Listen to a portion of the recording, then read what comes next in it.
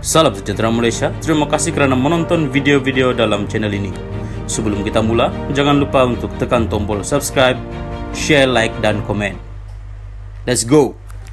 Salam sejahtera dan salam perpaduan kepada seluruh rakyat Malaysia. Berita panas hari ini dipetik daripada syabudin.com.net bertajuk Perjuangan Melayu Tun M ada kalanya melencong. Kuli. Berita penuh.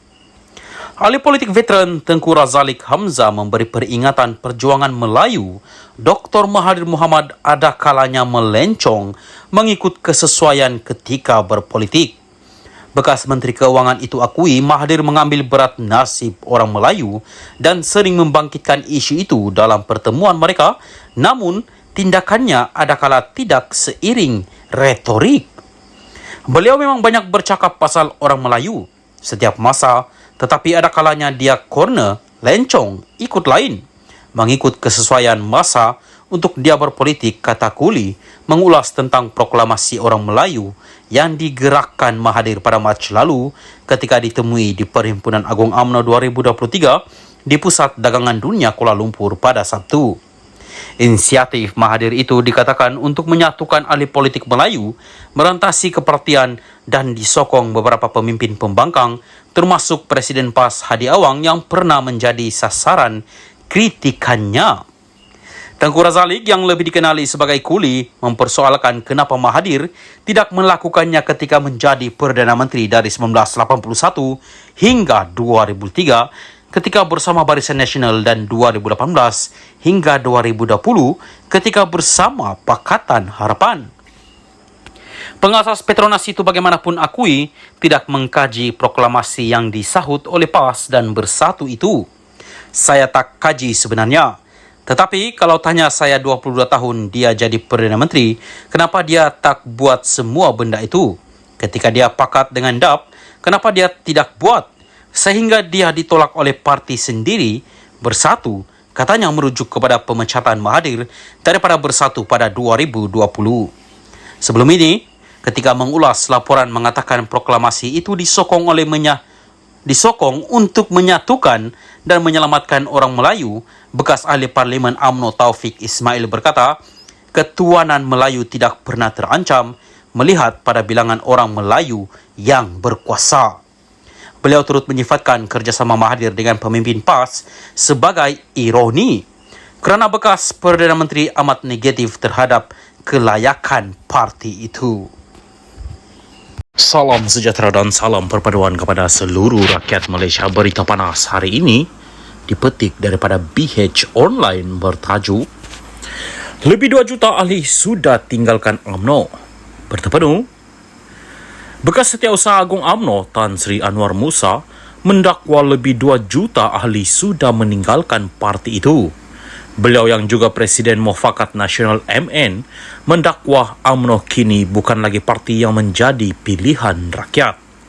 Realitinya hari ini, UMNO bukan lagi parti pilihan rakyat. 2 juta ahli parti itu sudah meninggalkan UMNO sebelum pilihan raya umum ke-15 yang lalu. UMNO bukan lagi parti yang mengutamakan perpaduan rakyat. UMNO bukan lagi parti yang nak menjaga kepentingan agama, bangsa dan negara.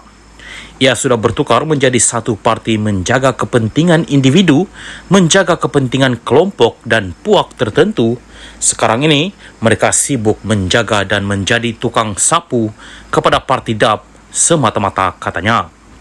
Beliau berkata demikian ketika berucap pada ceramah perdana gelombang kebangkitan rakyat Perikatan Nasional PN di Senawang malam tadi.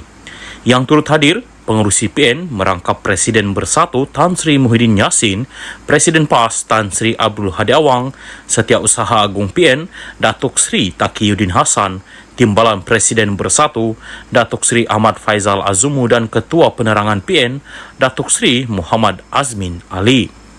Anwar yang kini menjadi ahli PAS mendakwa UMNO sedang dikongkong dan digonggong Presidennya Datuk Seri Dr. Ahmad Zahid Hamidi.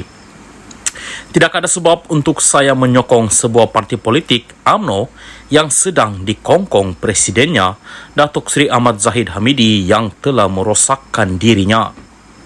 Tiada sebab untuk menghabiskan sedikit sebanyak harta benda bagi menyokong parti itu yang telah rosak dan lebih penting menjadi penderhaka nombor satu kepada perjuangan orang Melayu dan umat Islam dalam negara ini, katanya.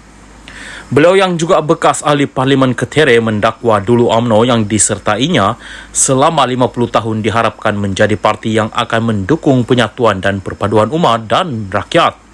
Bagaimanapun, katanya UMNO kini menjadi parti yang mengepelai perpecahan dan kalangan umat rakyat dalam negara ini. Saya ahli UMNO selama 50 tahun kerana waktu itu diharapkan menjadi parti politik yang menjunjung perjuangan abata, agama, bangsa dan tanah air dan juga nak menjaga UMNO sebagai sebuah parti yang didokong majoriti umat dan rakyat dalam negara ini. Tetapi kini menjadi parti yang dikawal seorang presiden yang mengkhianati orang Melayu dan Islam, katanya, sambil mendakwa berfikir dengan hati yang tenang dan jiwa yang luhur berhubung pilihannya meneruskan perjuangan politik dengan menyertai PN. Beliau menjelaskan keputusan untuk menyertai PN dibuat secara sukarela tanpa paksaan. Saya akan menjelaskan rasional penyertaan saya bersama PAS dan PN pada siri-siri rapat umum yang akan diadakan selepas ini dan mengajak rakyat untuk bersama PN, katanya. Anwar dipecat pada Disember 2022 lalu selepas berakhir pilihan raya umum ke-15.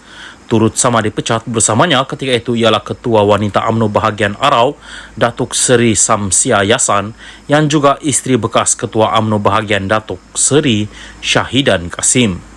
Anwar sebelum ini dilihat lantang mengkritik kepimpinan Ahmad Zahid, khususnya berkaitan usaha jajaran baharu antara UMNO dengan Pakatan Harapan PH.